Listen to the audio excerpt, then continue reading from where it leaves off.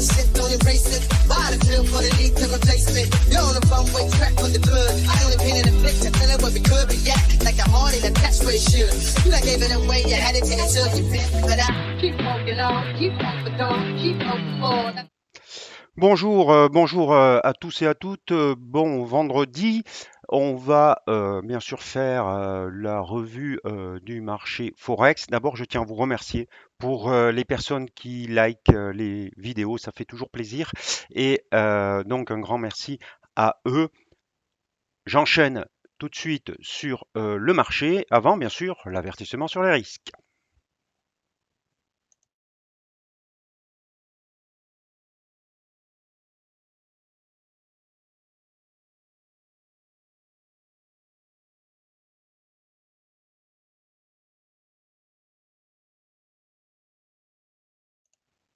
Alors, le marché, très intéressant ce qui se passe. Hier, on a eu, vous avez à l'écran l'indice dollar. Vous avez vu hier cette longue bougie rouge qui est revenue sur la moyenne mobile à 13 périodes, qui a tenu, qui n'est pas suffisante pour indiquer un retournement, mais qui se situe sur un niveau de résistance, donc une faiblesse du dollar qui était due ou qui est dû à un retour de l'appétit pour le risque après la Fed et Evergrande, je vais y revenir tout de suite, qui ont soulagé des plutôt bonnes nouvelles, qui ont soulagé les investisseurs. Aujourd'hui, on n'assiste pas à la continuation de ce mouvement sur le dollar pour une raison simple, c'est que Evergrande apparemment, mais encore une fois, les nouvelles de Chine, ça prendre avec des pincettes, donc ne rembourserait pas de banque sur une échéance qui a lieu lundi, puisque comme je vous l'ai dit, l'histoire d'Evergrande, la saga n'est pas terminée puisque on a parlé jusqu'à maintenant des coupons qu'elle devait rembourser jeudi, mais il y en a d'autres tout au long de la semaine prochaine, dont une lundi. Donc apparemment, ils ne rembourseraient pas. Et puis, de toute façon, le remboursement qui a eu lieu, c'est sur les banques qu'on dit onshore, c'est-à-dire les banques chinoises, pour simplifier. Et ça ne concernait pas la dette libellée en dollars. Donc la dette qui est libellée en dollars est majoritairement détenue ou en grande partie par des banques étrangères ou des institutions financières étrangères.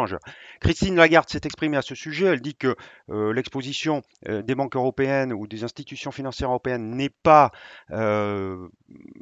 significative pour engendrer une crise systémique, mais malgré tout, ça crée un petit peu d'aversion pour le risque. Donc le dollar aujourd'hui ne bouge quasiment plus. Il s'est légèrement raffermi. On verra cet après-midi avec l'ouverture des marchés US. Mais ce matin, il est plutôt stable. On va voir donc l'eurodoll. Alors, l'eurodoll, toujours pareil, je vous avais dit qu'il fallait garder un biais short malgré la belle bougie de hausse d'hier. Pourquoi je disais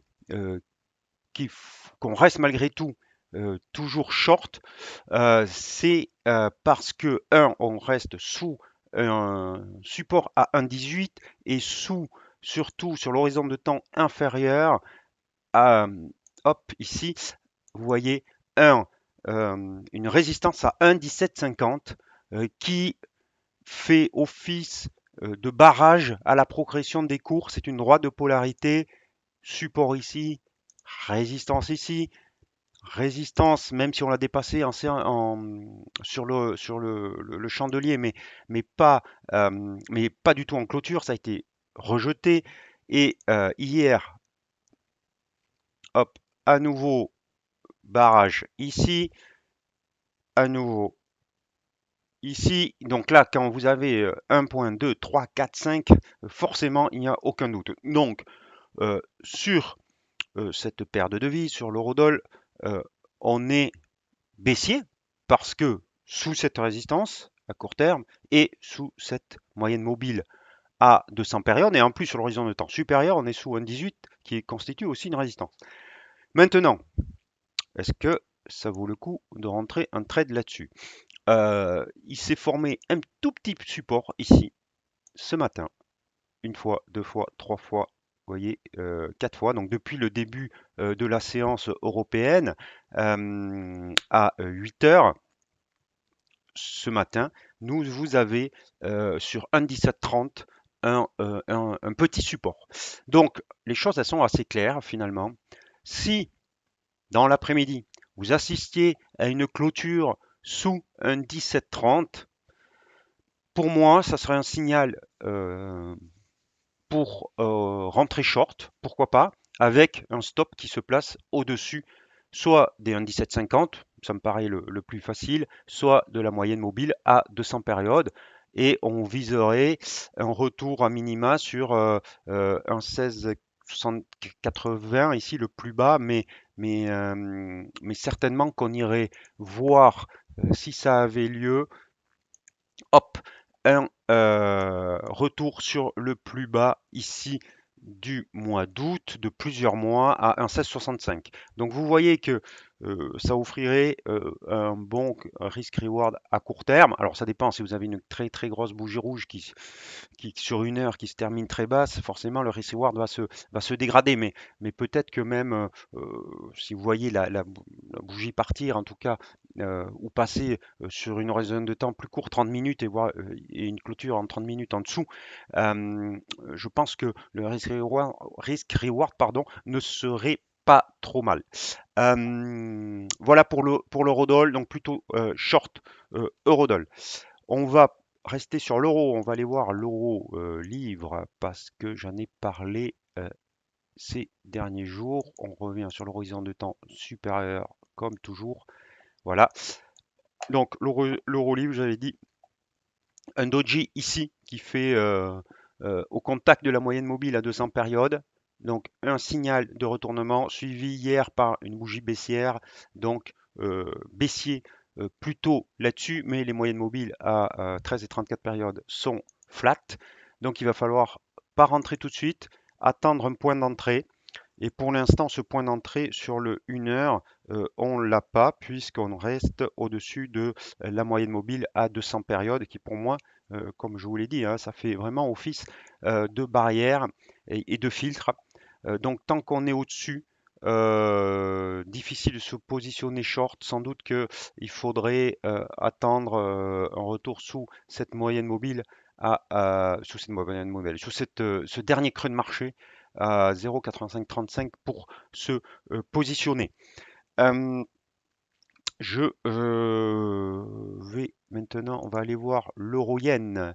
L'euro-yen qui, hop, ici a bien rebondi, fortement rebondi hier, mais on reste sous une moyenne mobile à 200 périodes et au-dessus des moyennes mobiles à 13 et 34 périodes. On affiche un doji aujourd'hui. Si on clôturait avec une figure comme ça, par exemple, et que lundi, vous voyez un, euh, un mouvement sous ce support à 129,40 qui est le plus bas du jour, qui serait la plus bas de la bougie quotidienne, peut-être qu'un trade short serait d'actualité, mais il faut attendre la clôture ce soir pour voir si ce doji sur l'euro-yen est confirmé. L'euro suisse, hop, une journée, voilà, on revient toujours. Donc ce rejet, ce pullback sur l'oblique haussière qui devient résistance, puis deux séances de très forte baisse qui montrent que les vendeurs ont complètement repris la main. On est au contact, on a fait un false break de ce support à 1,0835 qu'il faut peut-être abaisser maintenant et qu'il faut mettre sur plutôt 1,0810, mais on repart à la baisse aujourd'hui. Il y a un retour de l'aversion pour le risque aujourd'hui, hein, avec ces nouvelles dévergondées. Donc toutes les devises, yen, suisse, se reprennent un petit peu. Dollars se reprennent un petit peu, même si c'est pas encore une nouvelle majeure, puisque ça concernerait pas beaucoup de banques. Mais peut-être qu'une cassure des 1,0810, cette zone 1,0835, 1,010 offrirait un trade baissier sur l'euro suisse. L'euro dollar australien, pas grand-chose à faire. On est plutôt haussier.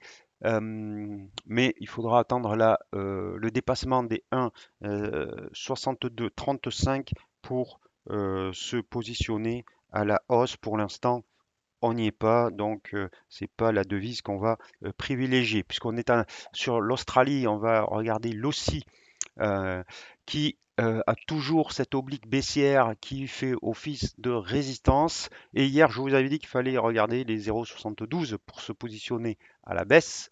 On les a pas franchis, on a fortement rebondi là-dessus. Voilà, les 0,72. Hein.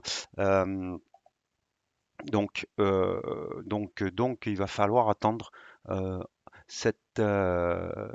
que ce support soit enfoncé pour peut-être prendre un biais baissier sur l'OSI. Mais pour l'instant, il vaut mieux rester en dehors tant qu'on est au-dessus.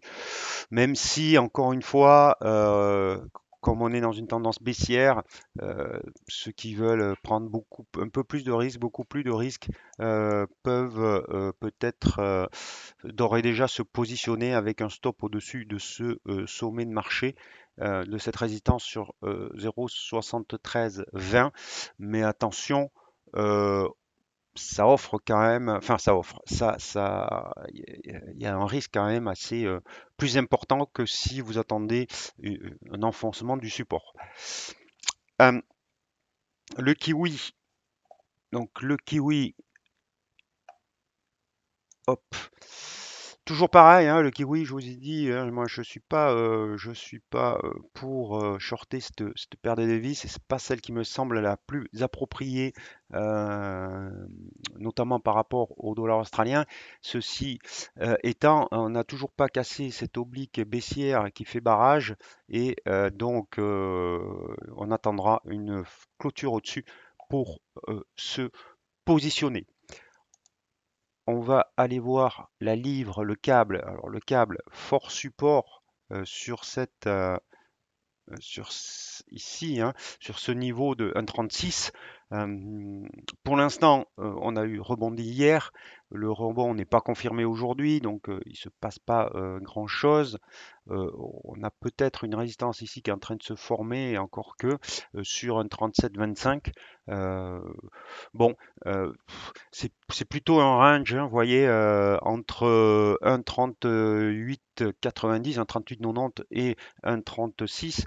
C'est plutôt un range qu'une tendance bien établie. Si bien sûr on venait à casser les 1,36, là par contre, on aurait des signaux de faiblesse.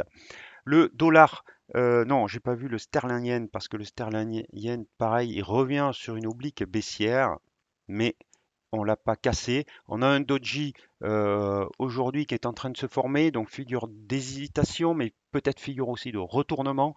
En tout cas, la hausse d'hier d'avant-hier, d'hier, pardon, n'est pas pour l'instant confirmé. Si on avait un doji en clôture aujourd'hui et un départ à la baisse de lundi, peut-être que il serait bon, ça offrirait une possibilité de trade. On va aller voir enfin le dollar suisse.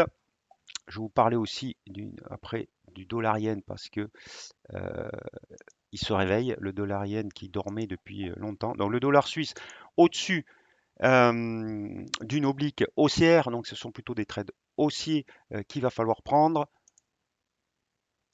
On passe sur l'horizon de temps inférieur. Je vous avais dit hier que on pourrait passer long si on avait une clôture au-dessus de 0,9275. Pour l'instant, on n'y est pas. Donc, c'est ce niveau qu'il faut surveiller. Et enfin, donc, le dollar yen. Alors, le dollar yen, il s'est réveillé.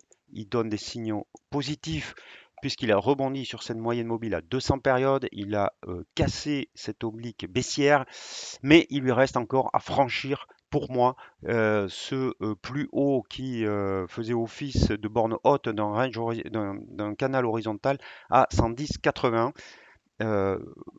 Donc pour moi, il vaut mieux attendre encore une clôture au-dessus de ce niveau. Si cela avait lieu, ça donnerait un signal très positif pour une hausse du dollar yen qui est sensible à le différentiel de taux et notamment aux taux américains qui montent. Donc, il faut surveiller les taux américains.